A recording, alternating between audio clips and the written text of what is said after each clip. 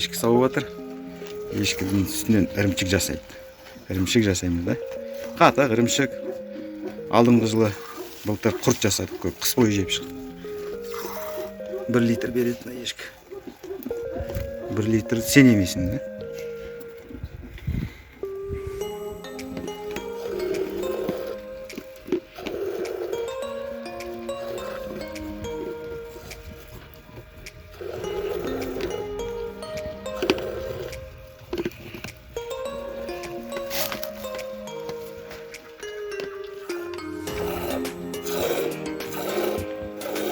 Лайфхак. Марли наоборот, да? 3 күн жинаған сүтті. Ана ешкінің лағын бөлу керек, лағы еміп қойды көбісі. Бізге 800 грамм ғана қалдырады ғой күнде. Алай жас ешкі, где-то 2 литр береді, общий.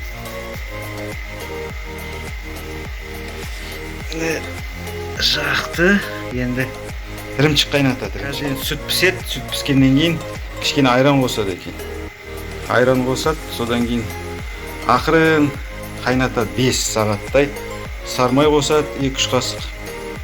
Там уже на усмотрение тұз или қант, по-моему. Сүтіміз қайнап келе жатыр.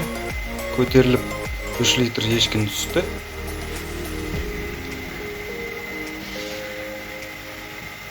Енді бұған айран қосылады, айран. 3 литрға 1 кесе айран. Енді сапырып тұрады, араластырып. Бір 10-15 минут араластырады. Жақсылап тұрып араластырады. Содан кейін сары суы бөлінеді.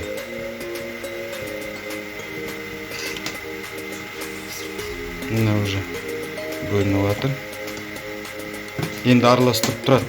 15 минуттай араластырады бәрін. Араластырып біткеннен кейін ақырын отын азайтады да 5 сағат ақырын қайнатады. Содан кейін 1-2 сағаттан кейін ба 2 столовый ложка сармай қосады. И 1 чайный 2 ложка қам.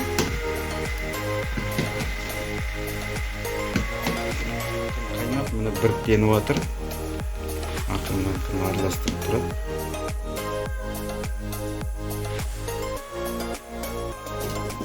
Басқа 2-3 сағаттай өтті.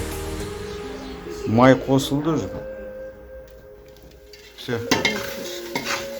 Ірімшік дайын болды. Қанша сағат өтті? 4 сағат.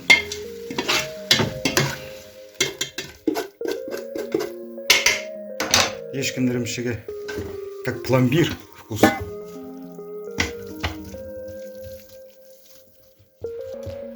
Ана сиырдың несі ірімшігі.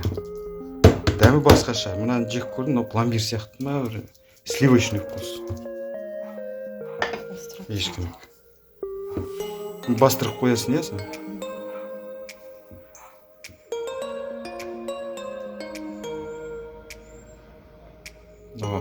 Сорғалап, суын сорғалатып тұрды, үстінде білеріппен.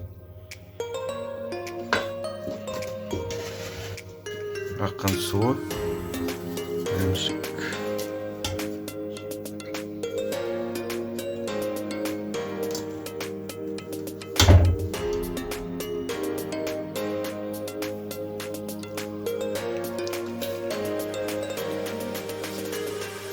Сливочный ірімшік. Далаға жайып қояды енді. Үлкен ай болып тұр.